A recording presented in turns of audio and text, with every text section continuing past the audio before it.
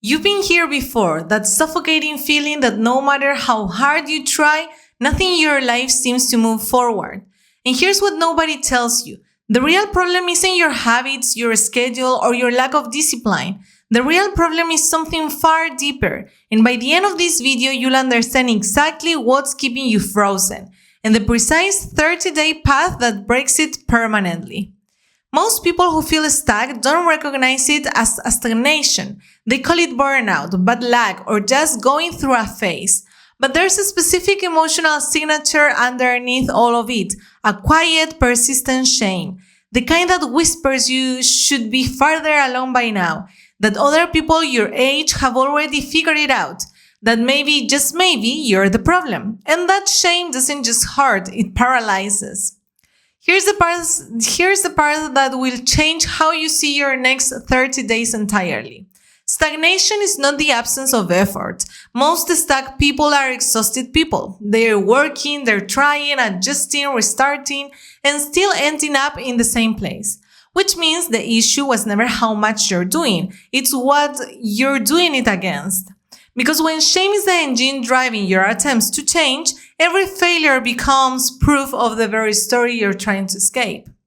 And so the loop tightens. You try, you fall short, the shame grows louder. You try again from a place of fear rather than clarity. And the cycle repeats, not because you're weak, but because you were never taught how to interrupt it. That's exactly what the next 30 days are designed to do. But before we get to the method, you need to understand something that most self-improvement content deliberately skips over. The reason conventional advice doesn't work for people who are genuinely stuck is that it treats stagnation as a logistics problem. Wake up earlier, journal more, set more goals. These are tools built for people who are already moving. People who just need optimization, but when you're stuck at a deeper level, optimization is useless. You don't need a better system, you need to understand why your current self keeps sabotaging every system you build. Psychologists call this identity behavior conflict. Your behaviors can only go as far as your identity allows. And if your identity, the deep, unspoken story you carry about who you are, still contains the narrative that you're someone who doesn't finish things, who can't sustain momentum, who always ends up here, then every new habit is fighting upstream against that current, and the current always wins. This is the moment where everything you thought you knew about getting unstuck needs to be reconsidered. Day 1 through 10 of the 30-day process is not about action at all. It's about excavation. Before you add anything new to your life, you need to identify the exact story running underneath your stagnation. Not the surface story, not I need more motivation, but the buried one. The story that was installed in you years ago, probably before you had the language to question it. The story about whether you are fundamentally the kind of person who succeeds. This excavation happens through one specific practice, written confrontation. Every morning for 10 years, you write, without editing, without judgment. The answer to this single question, what do I believe will happen if I actually succeed? The answers will surprise you. Because most people discover they don't just fear failure, they fear success just as intensely. Success means visibility. Visibility means judgment, and judgment to a person carrying shame feels like annihilation. Once you see that, something shifts permanently, and what comes next is where the real transformation begins to take shape. Days 11 through 20 are about reconstruction. Now that you've identified the story, you don't fight it. Fighting it gives it power. Instead, you begin to build evidence against it, deliberately and systematically.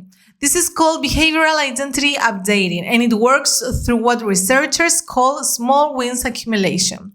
You choose 3 micro commitments, so small they feel almost embarrassing, and you execute them without exception for 10 consecutive days.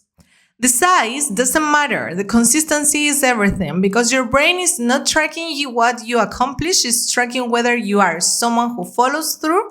Every kept micro-commitment rewrites one small line of that old story. And 10 days of that compounded begins to produce something you haven't felt in a long time. Trust in yourself. Not confidence borrowed from motivation, actual evidence-based self-trust. And then comes the phase that separates people who transform from people who plateau. Days 21 through 30 are about expansion under pressure. This is where most 30-day programs fail. They end exactly when resistance peaks. Because around day 20, the emotional charge of starting something new has worn off, the novelty is gone, and what remains is just you and the choice to continue. This is not a weakness in the process, this is the process. This moment, unglamorous, uncomfortable, invisible to everyone around you, is the exact moment your identity updates at the deepest level. During these final 10 days, you introduce one genuine challenge. Something outside your current comfort zone, but inside your area of focus. Not reckless, not overwhelming, but real enough that failure is possible. Because the goal isn't to succeed at the challenge. The goal is to discover that you can face uncertainty without collapsing. That the shame no longer has the power it once had over your decision. That discovery doesn't come from reading about it. It comes from living through it. And you are 30 days away from living through it. Here's what happens to people who complete this process honestly. They don't emerge feeling like a different person. They emerge feeling like themselves. But finally, without the weight of that story pressing down on every decision, the external changes, the momentum, the clarity, the results, those follow naturally. Because behavior that comes from a clean identity doesn't require willpower. It requires nothing more than showing up as who you've already decided you are. Now, remember what we said at the beginning, that the real problem keeping you stuck wasn't your habits or your discipline. Here's the answer to that open question. The real problem was that you were trying to build a new life on top of an old story without ever examining the foundation. And you cannot auto-perform the story you carry about yourself. You can only rewrite it. One kept promise, one honest confrontation, one courageous small step at a time. 30 days, not to fix your life, to finally stop standing in the way of it.